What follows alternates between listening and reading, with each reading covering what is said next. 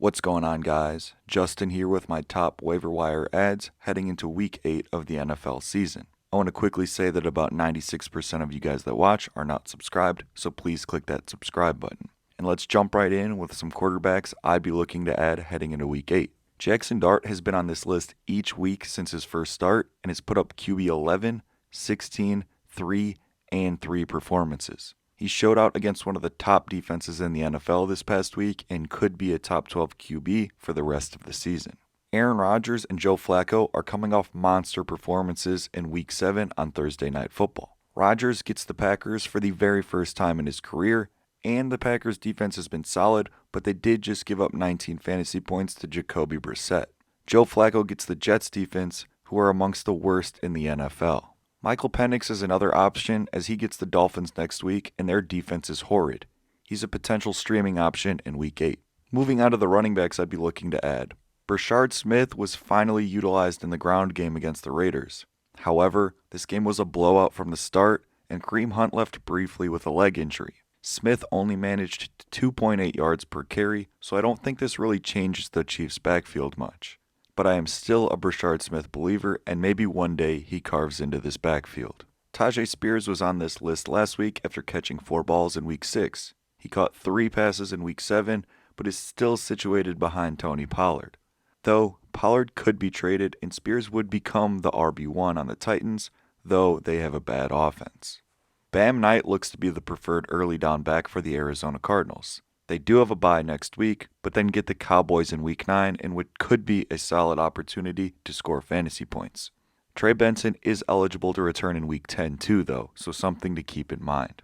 Kyle Monangai just saw a season high in snaps and touches in Week 7. He's still behind DeAndre Swift, but 6.2 yards per carry on 13 touches is hard to look past.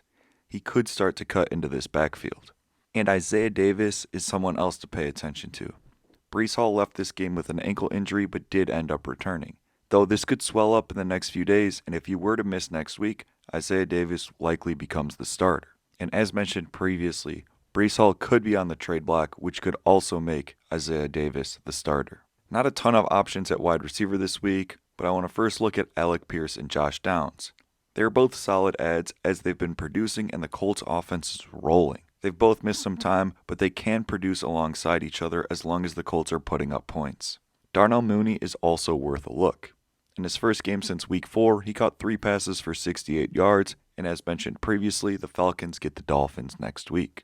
Rookie Chimere Dike went 4 for 70 and a touchdown with a 38-yard reception. The Titans are just a mess, but they should always be in a passing game script, and if Calvin Ridley gets traded, maybe Dike sees his role increase. Josh Reynolds could be a streaming option with Garrett Wilson still sidelined.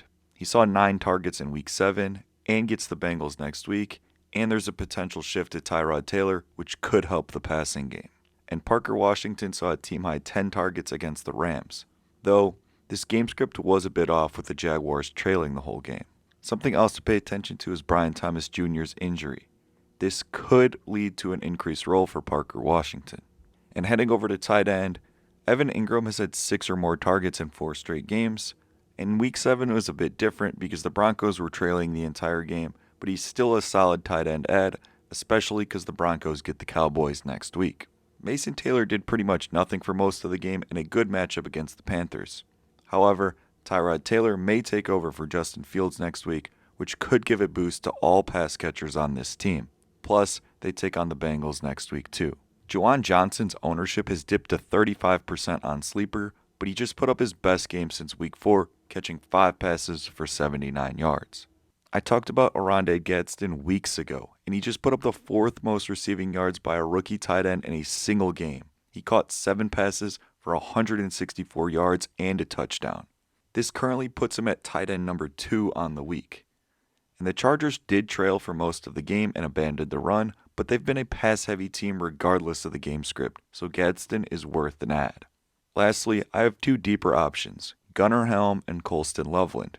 These rookies have been seeing their involvement grow over the last few weeks, and both hope to overtake the veteran tight ends on their team, Chig Okonkwo and Cole Kmet. Some of the defenses that I like this week are the Colts at home against the Titans, the Bills at the Panthers, though Bryce Young might not play, the Patriots at home against the Browns, the Chargers at home against the Vikings, the Buccaneers at the Saints, the Chiefs at home against a Jaden Daniels-less Commanders team, maybe, and the Falcons at home against the Dolphins.